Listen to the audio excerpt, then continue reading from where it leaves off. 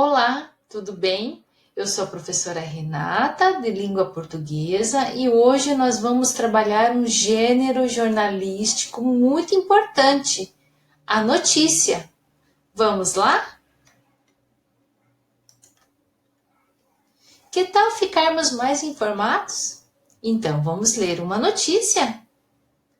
Número de refugiados no Brasil aumentou 12% em 2016. Até o final do ano passado, foram reconhecidos 9.552 refugiados de 82 nacionalidades. O número total de refugiados no país aumentou 12% em 2016, informa o relatório sobre o refúgio no Brasil do Comitê Nacional para os Refugiados, CONARE, do Ministério da Justiça e Segurança Pública. O Dia Mundial do Refugiado, lembrado nesta quarta-feira, 21 de junho. Até o final do ano passado, foram reconhecidos 9.552 refugiados de 82 nacionalidades. Desses, 8.522 foram reconhecidos por vias tradicionais de elegibilidade, 713 chegaram ao Brasil por meio de reassentamento e a 317 foram estendidos os efeitos da condição de refugiado de algum lugar. Os refugiados reconhecidos em 2016 são em maior parte da Síria, dos 326, República Democrática do Congo, 189, Paquistão, 98, Palestina, 57, Angola, 26. Já os pedidos de refúgio caíram 64% em 2016, em comparação com 2015, sobretudo em decorrência da diminuição das solicitações de nacionais haitianos.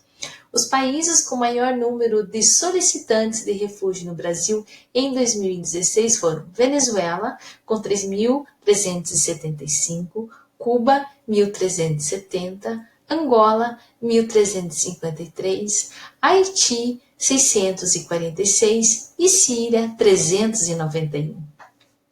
Venezuela. De acordo com o relatório, apenas no ano passado, 3.375 venezuelanos solicitaram refúgio no Brasil. Cerca de 33% das solicitações registradas no país em 2015 foram contabilizados 829 pedidos de refúgio de nacionais venezuelanos. Em 2017, o Conselho Nacional de Imigração, CNIG, aprovou a Resolução Normativa número 126, de 2 de março de 2017, que trata da concessão de residência temporária a cidadão de país fronteiriço, com o objetivo de estabelecer políticas migratórias que garantam o respeito integral aos direitos humanos dos imigrantes e seu pleno acesso à justiça, à educação e à saúde. Então, ao lermos essa notícia, nós ficamos mais informados da importância da notícia para a vida acadêmica. A finalidade de uma notícia, ela possui 3 finalidades importantes. Primeira, informar o leitor de forma direta sobre o fato que está sendo noticiado. Segunda finalidade, notícia é um gênero textual jornalístico que está presente em nosso dia a dia. É veiculada pelos principais meios de comunicação, jornais, revistas, TV, rádio e internet.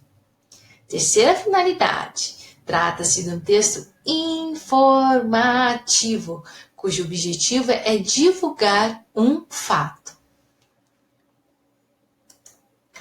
Principais características da notícia.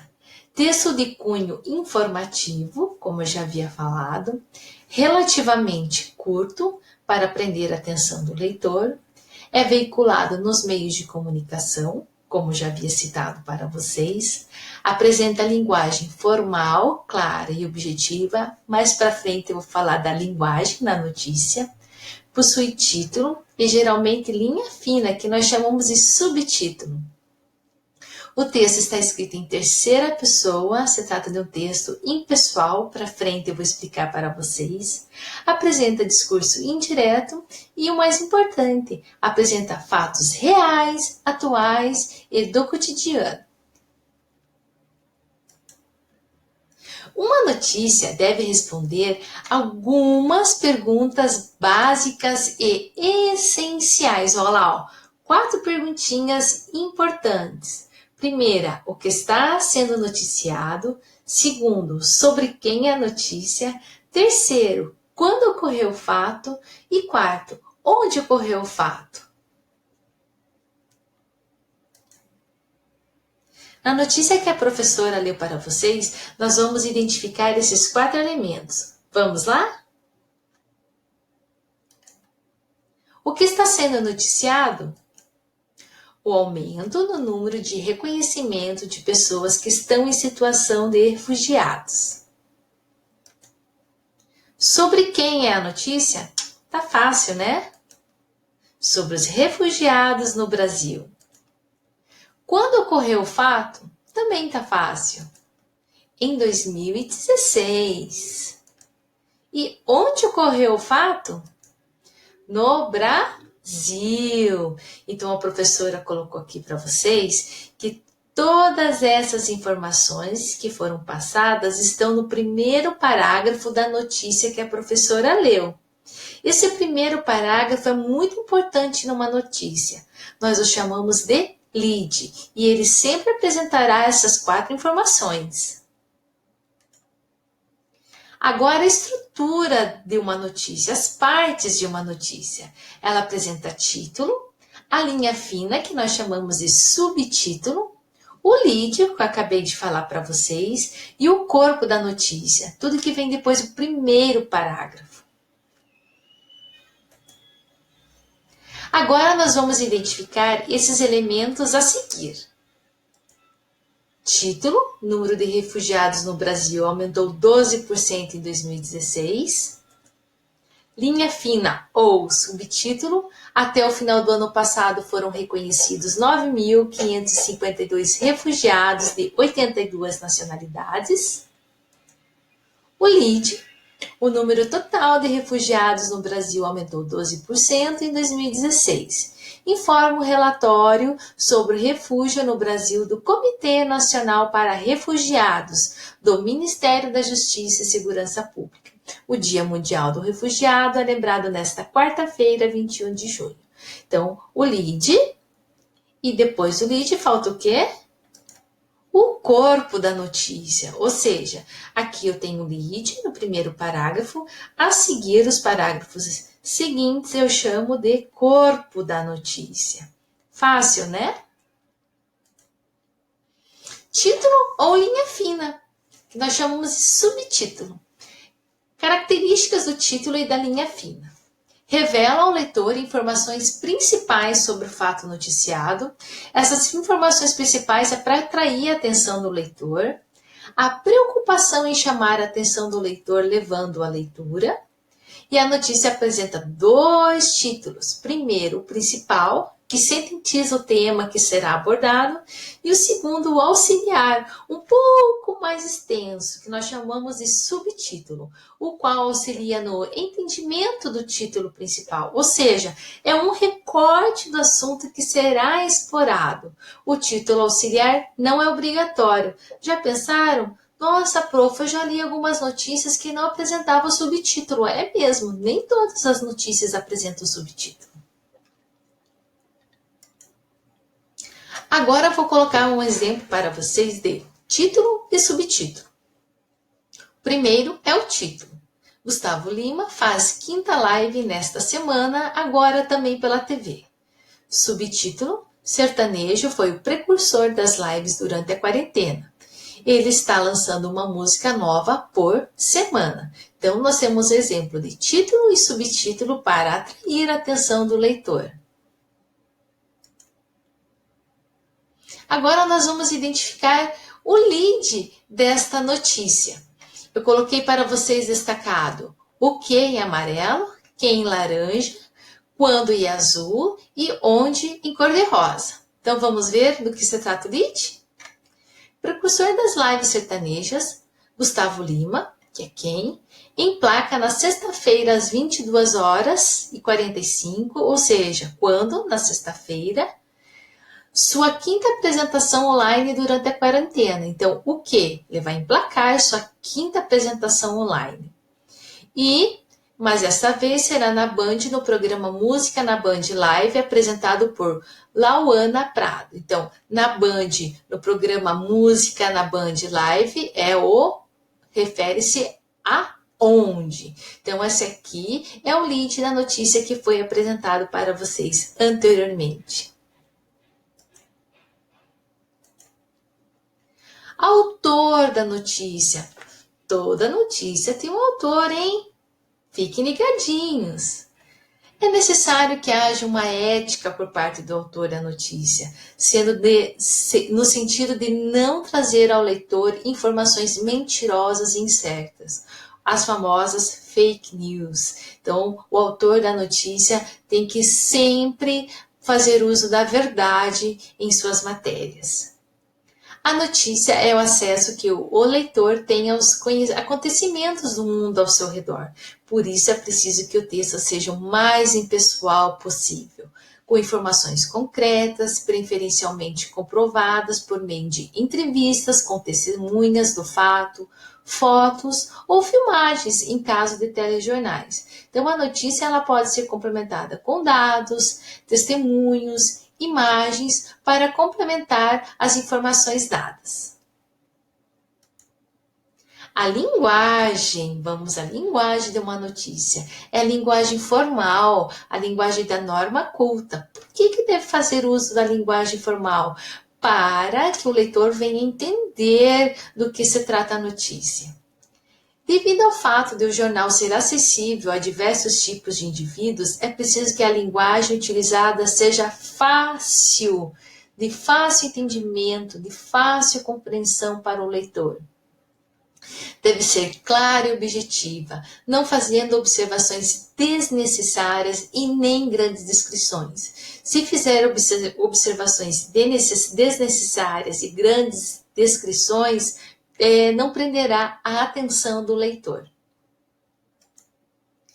Data de uma publicação de notícia, hein? Vocês já notaram que toda notícia tem uma data? Essa data é muito importante, hein? Vejam por quê. É para indicar quando ocorreu o fato e para indicar que ocorreu há pouco tempo e para passar credibilidade. Toda vez que você lê uma notícia que ela foi postada, foi recém-escrita, ela passa credibilidade para o leitor. O leitor fica confiante de ver que aquela notícia está atual. Eu coloquei um exemplo aqui para vocês. O título é O Caminho das Doações, o que é feito com o dinheiro arrecadado em lives da quarentena. O subtítulo, shows já arrecadaram mais de 7 milhões na principal plataforma de doações. Instituições têm autonomia para decidir onde aplicar o dinheiro.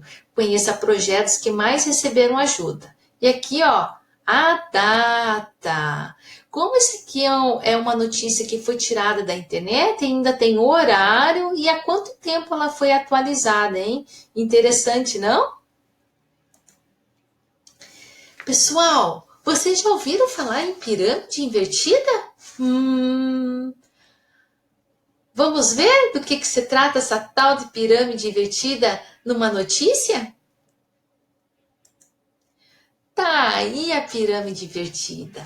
A base fica em cima e a ponta fica embaixo. Ou seja, em cima representa os fatos mais importantes, no meio os fatos medianos e abaixo alguns detalhes, os fatos menos importantes. Acompanhe comigo a leitura dessa pirâmide invertida. A base que está no topo se trata do lead, né? Quem, que, quando, como, onde e por quê. São as informações mais importantes. No meio é o corpo do texto, né? Onde se desenvolve um gancho com informações de apoio, pode apresentar entrevistas, algumas observações, citar algumas referências. E o término da notícia é o quê? Alguns detalhes menos importantes que são descritos. Legal essa pirâmide, né? Fato noticiável. O jornalista ele não pode sair pegando qualquer fato e transformando em notícia. Ele precisa seguir dois critérios muito importantes. Apresentar um tema relevante e recente de modo inteiramente informativo. Então, o jornalista tem que pensar no tema. Esse é importante, esse tem que ser transformado em notícia. E o segundo e a segunda característica importante é o tema tem que ser de interesse do público leitor. Quando o jornalista vai pensar em escrever uma notícia, ele tem que pensar, que tipo de público vai ler, que tipo de público vai gostar, combinado? Então, o fato tem que ser noticiável. Agora eu vou fazer uma brincadeirinha com vocês. Eu vou apresentar duas notícias com o mesmo tema, mas vocês observarão que elas apresentam enfoques diferentes. E é isso que eu quero que vocês percebam no dia a dia de vocês. Às vezes, um único tema, uma única notícia, dependendo da mídia em que ela é divulgada, é destacado alguns aspectos diferentes. Vejam a diferença do texto 1, da notícia 2 que eu vou ler para vocês. Aos 16, Buga leva 11,4 milhões por título mundial de Fortnite e entra no top 10 de premiados nos esportes. Com maior premiação dada a um único jogador do esporte eletrônico, americano supera até lendas vivas de modalidades coletivas, como o coreano Faker do LoL e o brasileiro Fanleon do CSGO. Olha só o que vai falar do Buga. Com apenas 16 anos de idade, Kyle Buga já fez parte da história do esporte eletrônico pelo tanto de dinheiro que recebeu na conquista da Copa do Mundo de Fortnite de 2019. No último domingo, o pro player de Sentinels venceu a categoria solo do torneio disputado em Nova York, que faturou 3 milhões de dólares, a maior premiação dada a um jogador nos esportes. Com esse ganho, ele já totaliza mais de 3 milhões de dólares na carreira e entrou para o top 10 dos atletas bem mais premiados do esporte eletrônico, de acordo com o site Esports Earnings. Agora vamos ver a notícia 2, o enfoque dela. Campeão mundial de Fortnite não sabia que Brasil é um país. Buga, de 17 anos, chegou a abrir um mapa mundi durante a transmissão para se certificar. Campeão da Copa do Mundo de Fortnite em 2019, Kyle Buga mostrou que é craque no Battle Royale, mas fica devendo na geografia. Durante a transmissão do Twitch, o jogador de 17 anos se mostrou surpreso ao descobrir que o Brasil é um país e que a América do Sul é um continente. Olha só a diferença entre a notícia 1 e a notícia 2. A notícia 1, ela deu destaque à questão financeira do jogador. E já a notícia 2 deu destaque à falta de conhecimento de geografia do jogador. Viram a diferença? Legal, né? Imparcialidade. Do que se trata essa tal imparcialidade? Vamos ver? Trata da atuação do autor da notícia sem se posicionar frente ao fato. Ou seja, ele não toma partido de nada, ele não coloca sua opinião, ele fica imparcial. Segunda característica, deixa para o leitor, o ouvinte ou o telespectador, até mesmo para o internauta, tirar as suas próprias conclusões, sem induzi-lo a qualquer opinião. Então, o autor de uma notícia tem que fazer o leitor, nós leitores, a termos as nossas próprias conclusões. Combinado? E exercícios, pessoal. Então, eu gostaria que vocês fizessem páginas 5, 6 e 7, exercícios 3 ao 9 do livro didático, hein? Caprichem lá, tá bem legal esse exercício. E, eu quero que vocês assistam o segundo vídeo a seguir, continuação da matéria sobre reportagem agora, um novo gênero jornalístico. Combinado, ó? Um beijo para vocês e até mais!